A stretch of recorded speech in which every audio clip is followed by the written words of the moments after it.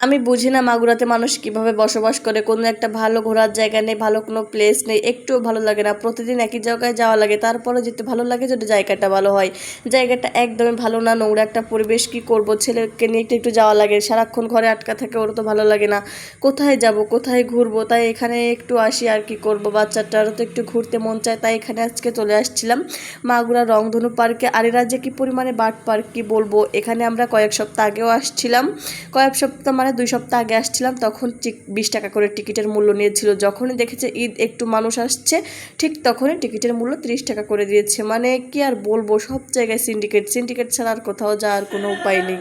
সপ্তাহে অন্তত একটা দিনও তো একটু ঘুরতে যাওয়া লাগে, বাইরে একটু বের হওয়া লাগে না। সারাক্ষণ রুম বন্দি থাকতে কার ভালো লাগে, ঘর বন্দি থাকতে কার ভালো লাগে।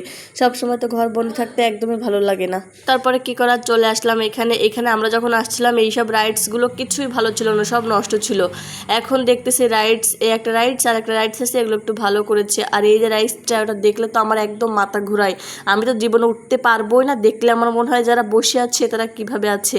আর এই দেখেন আমার ছেলের অবস্থা, ও এত বেশি খুশি এইটাতে উঠে, ও একা তো উঠতে পারবেই না, পড়ে যাবে। তাই একটা বাচ্চা মেয়ে উঠেছিল, মেয়েটা খুব বেশি কিউট ছিল, ওকে ওই সাথে উঠিয়ে দিয়েছিলাম। ও তো আর নামতেই চায় না, মেয়েটা নেমে গিয়েছে কিন্তু ও নামবে না, ও তো আর একা বসে থাকতেও পারবে না। আর ওইটা এমন একটা জায়গা, বড় লোক বা বড় বাচ্চা নিয়েও তো বসা উচিত না, বা ঠিক বসা যাবে না। তারপরে যে এখান থেকে আমরা হাঁটতেছিলাম, সাপিদর আব্বুর হাত ধরে হাঁটতেছে আর আমি পিছন থেকে ভিডিও করতেছিলাম। আসলে কি করব, একসাথে হাঁটলে তো আর ভিডিও করা হবে না। তারপর পার্কের পেছনে সুন্দর একটা জায়গা ছিল, ওখানে আমরা হাঁটতেছিলাম। হঠাৎ করে সাবির দেখে কি রাস্তা থেকে নেমে এই ঘাসের ভিতরে চলে গিয়েছে। এখানে আসলে একটা পাখি দেখেছিল, ও পাখি, কুকুর, বিড়াল এগুলো দেখলে যে কি পরিমাণ খুশি হয়। তারপরে সেই স্লিপারটা দেখেন, এখানে তো একা জীবনও চড়তে পারবে না, কারণ চড়তে গেলেই পড়ে যাবে। তাই ওকে ওর আব্বু ধরে ধরে দিচ্ছিল। তারপর ওখানে ঘোরা শেষ করে আমরা চলে আসলাম খাওয়া দাওয়া করতে। আসলে ওই পার্কের ওইখানে তেমন একটা কোনো খাওয়া দাওয়ার ব্যবস্থা আছে, বাট বেশি ভালো পরিবেশ না, আর খুব বেশি দাম ছিল। এই জন্য ভাবলাম স্ট্রিট ফুড মেলায় চলে যাই। এই মেলাটা সব দিনে থাকে, শুক্রবারে একটু বেশি জমজমাট হয়, তাই ভাবলাম আমরা এখানে চলে যাই।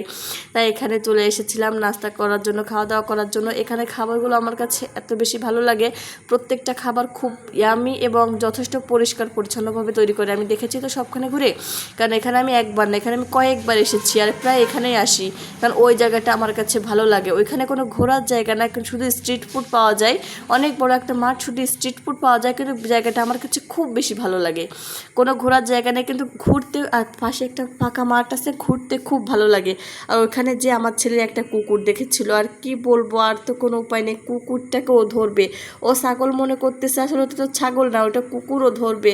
আর কুকুরটা তো বারবার ভয়ে চলে যাচ্ছে, পরে সেই কুকুরটাকেও মাঠচাড়া করেছে। যাই হোক, আমার যেমন ব্যক্তিগত মতামত সেটাই আমি শেয়ার করলাম, কারণ মাগুরাতে তেমন কোথাও কোনো ঘোরার জায়গা নেই, ভালো কোনো ঘুরতে যাওয়ার একদমই কোনো জায়গা নেই।